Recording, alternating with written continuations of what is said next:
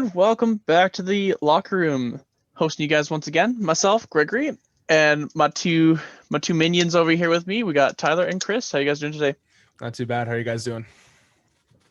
Doing well. Maybe Just living the dream. Yeah, I don't know. Maybe living the dream. Maybe. Just maybe. Yeah, not sure today, but yeah, no, we're doing well. Let's get into her. Yeah, definitely for sure. I got a couple things for you guys today. We're gonna be talking about Chicago today. How they're seeming to be skyrocketing right now and doing an overall net positive on their overall games and all that sort of stuff. Next one we got is the reporters. How reporters are kind of lately been inflicting a bad light on an overall aspect of the game and how it's kind of been inflicting and conflicting with the environment around us. Of course, we got trivia hosted by Yo Man Chris over there, and we got not trivia, fantasy. There you Fantasy go. to you guys today. Got We it. got some fantasy. Fantasy for you guys today, and of course, trivia. Awesome. Let's get into it. Yeah, definitely. So what do you guys feel about Chicago right now? How they're kind of dominating their games that they play? You know what? I would go as far to say they're one of the hardest working teams in the National Hockey League at this very moment, and they're defying the odds when nobody thought that they would. Okay. Yeah, Chicago's been good. I think they're one of those teams where we thought, hey, injuries are going to slow this team up when you lose two of your top centers and Kirby Dach and Jonathan Toews to reasons you wouldn't necessarily expect. You wouldn't expect, Toews to have had come out and say he's not going to play this year. Or for the the start of it at least, and then you obviously watch that first pre-tournament game with Canada Russia. You see Kirby Dach get injured in that second period. Another blow to the Chicago Blackhawks, but they haven't used that as an excuse. They've been very good. They've been coached well. They've worked hard regardless of the situations they've been put in, which I've really been impressed with them. And they've been beating some good teams too. They haven't been just beating slouch teams in their division, like say Nashville and stuff. They've still been beating the good teams and being in a lot of games too against teams like Carolina and Tampa Bay, who are at the top of their division, who they're only 3 points behind. So I think that's a really positive sign for a rebuilding Hawks team, especially when their ownership came out at the start of the season and said, yeah, we're rebuilding, right? And that really hasn't seemed to take a big effect on the team so far. Yeah. And Lankinen's just been an absolute rock between the pipes, and that's something that they needed. And he's answered a lot of question marks around the organization. Now, I think the thing I want to see with Lankinen is this something that he's going to be able to continue going forward? Is he going to be the new Corey Crawford for Chicago, or is he going to be more of an Antti Niemi? Yeah, that's another good question, because he's showing signs he can be, that next goalie in Chicago for a long time.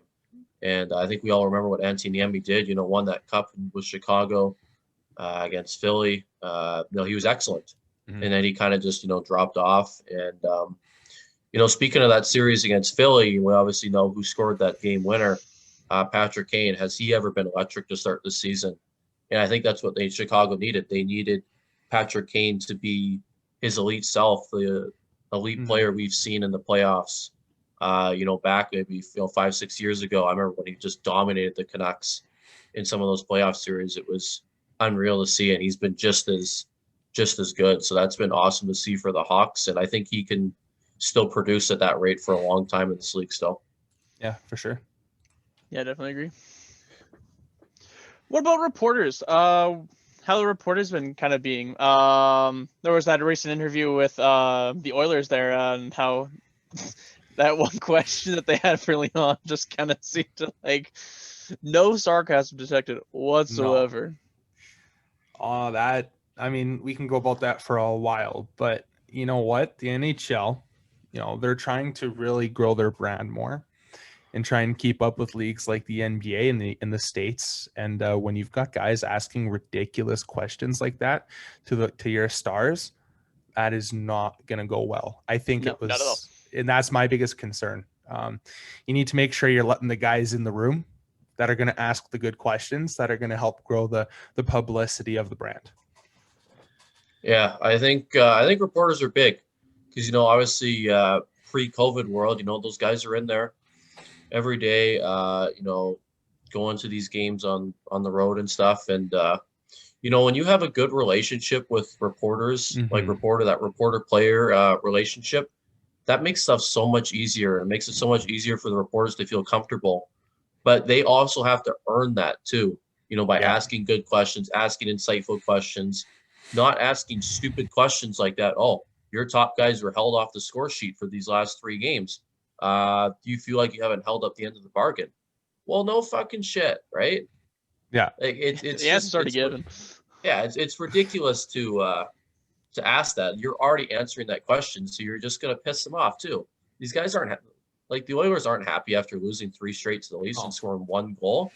No, I mean, like, come on, and it's bad. So I think they definitely need to step it up and ask more insightful questions, because I think the players will respect that more. And once you gain the respect of the players, it goes a long way for sure, and you're gonna get better answers. Yeah. Well, when you look at you see the look on Leon Draisaitl's face, like he wasn't having it. He already is not impressed. He knows he's not playing good. He knows that his team didn't play good and that they need to kick it into gear. All you're doing is just putting more salt in the wound. And yeah, next time you're in that room and you're able to ask him a question in the future, he's not going to answer it. No, exactly. I think it needs to be going both ways, definitely, for sure. I think, like, for the NHL, reporters are indirectly free advertisement for the brand itself as a whole. Like, if you have good news, whether it's good or bad, of course, that's up to the reporter. But if you're getting constant good news coming out of reporters to the NHL, people are gonna want to watch that shit.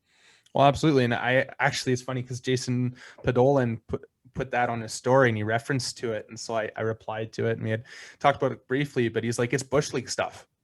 That question is a Bush League question. And at the NHL at a pro level, you just cannot have Bush League questions being presented to your stars. That is not good. That's not good for your brand whatsoever.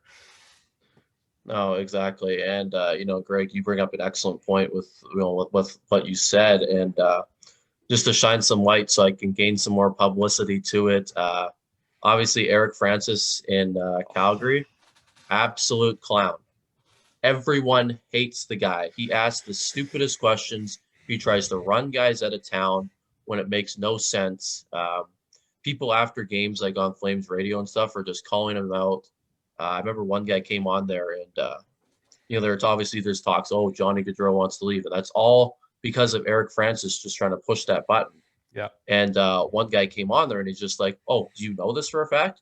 Do you know that he's leaving, or do you know something that we don't?" And he's like, "No."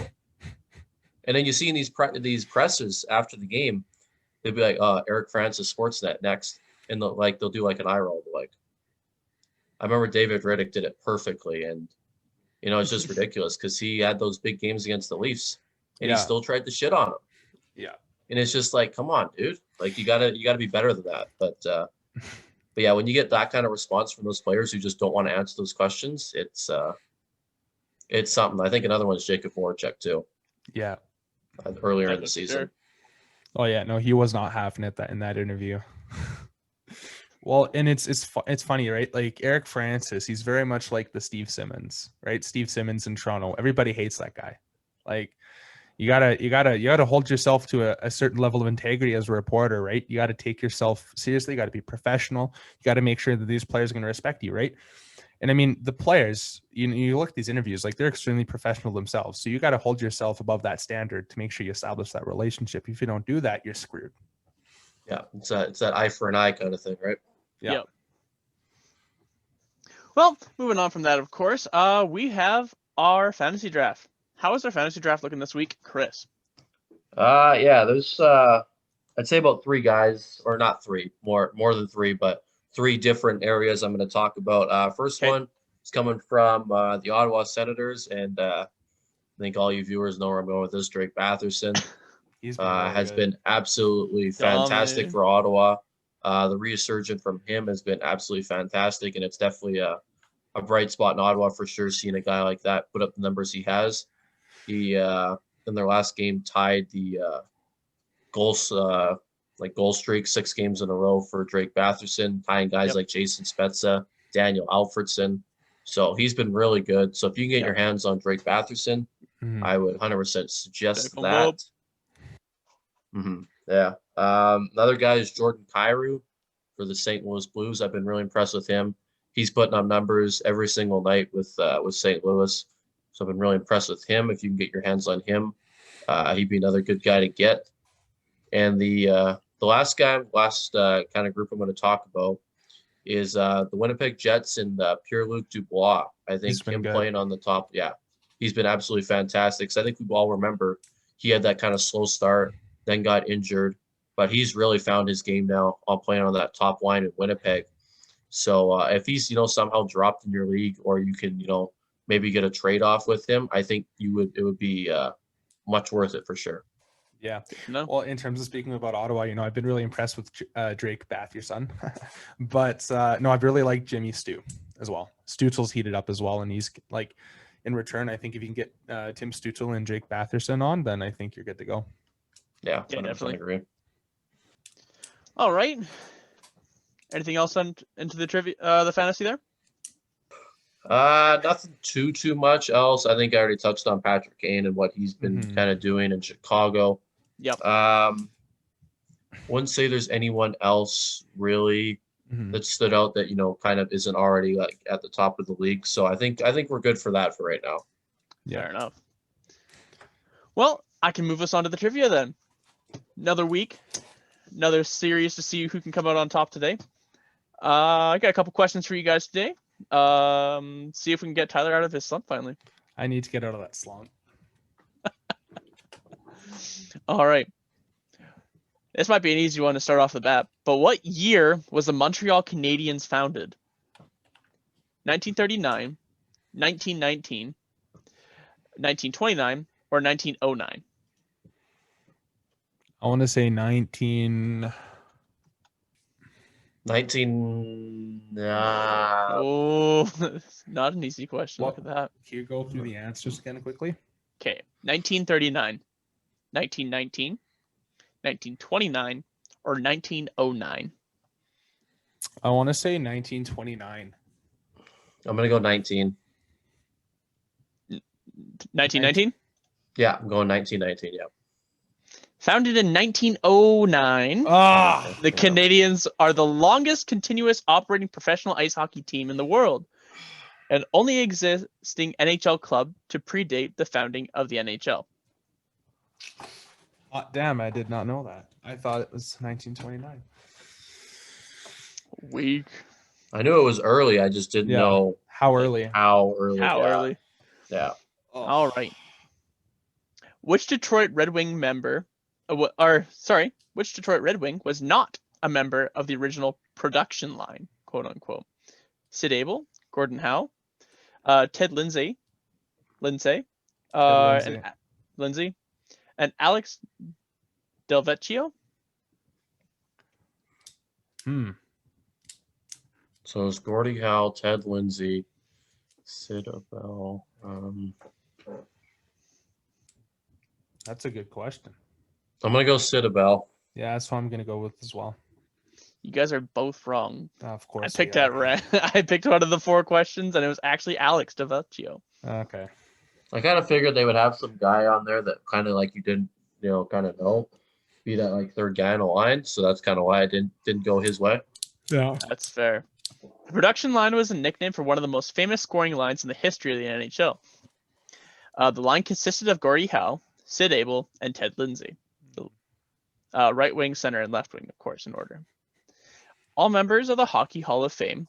In 1949 and 1950, Lindsay won a scoring crown with 78 goals and the 3 finished first, second, and third in the NHL scoring, actually. A feat never again matched, and the Red Wings won the Stanley Cup that year. Nice. That's a pretty intense line. Man, I would. Yeah. Man, just think about playing with them at that time. Oh, you just be like, oh, we're going up against Detroit. Fuck. No, it would have been filthy, man. Goalie be like, all right, I'm gonna sit this one out. Backup can take this game. Pretty much. What pair of brothers coached the St. Louis Blues? Al and Adam Arbor, Bob and Barclay Plager, Lynn and Larry Patrick, or Stan and Scotty Bowman? Stan and Scotty, isn't it? Hat-tricks. Bob and Barclay Plager Oh, are the only pair of brothers to ever have coached the Blues.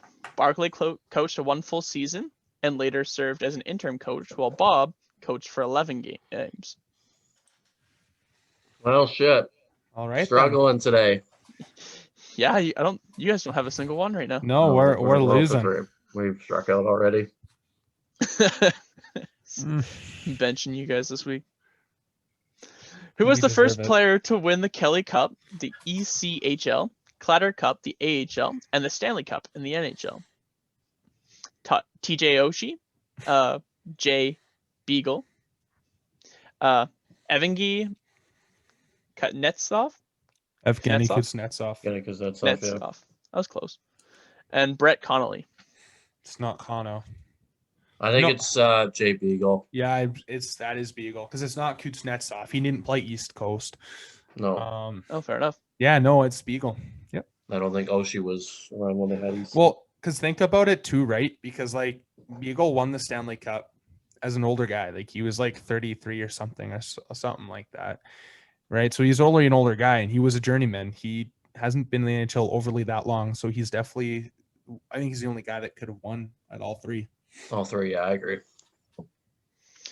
When the Capitals won the 2018 Stanley Cup, Jay Beagle became the first player to win the Kelly Cup, Calder Cup, and the Stanley Cup. Yeah, there you go. Figured. All right, last question I got for you guys today is which Toronto Maple Leafs defenseman led the NHL in penalty minutes 7 times? Red Horner, Tiger Williams, I'm gonna fuck this one up, but Ty Domi and Yeah, you Tim got it. Horton. And you said that was a defenseman? Yeah, that's gotta be yeah. Ty Domi.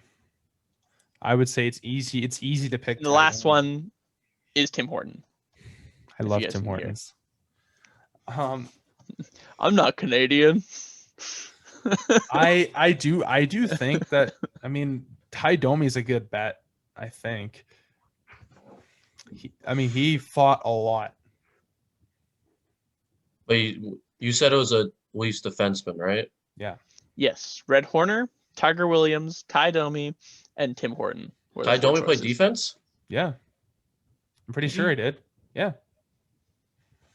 I can double check right now. For whatever reason, that's not ringing a bell. They played defense. I think I'm going to go... No, wait. It's not Domi.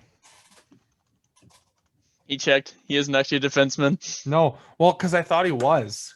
But no, he's not. He's not. There you go, Chris. let's go Rhett Warner. I know it's Red Horner has retired as an NHL's all-time penalty minutes leader, a mark he held until terrible Ted Lindsay broke it in the late 50s. Tyler Croome has taken the L, the fattest L, once again this week. The only reason I picked Rhett Warner is because he used to play for the Flames too. So Oh, that's why. yeah, Oh my god. Well, there you go. All right. I whiffed hard. Real hard. Biggest whiff here today. Yeah. Well, thank you guys once again for coming on, helping me out with this once again. And of course, we'll see you guys all next week. See you guys Remember next week. Of course. yeah. And of course, Have a good one. remember to follow all of our social medias on the Ringmasters podcast. Catch you guys next Awesome. week. See you guys.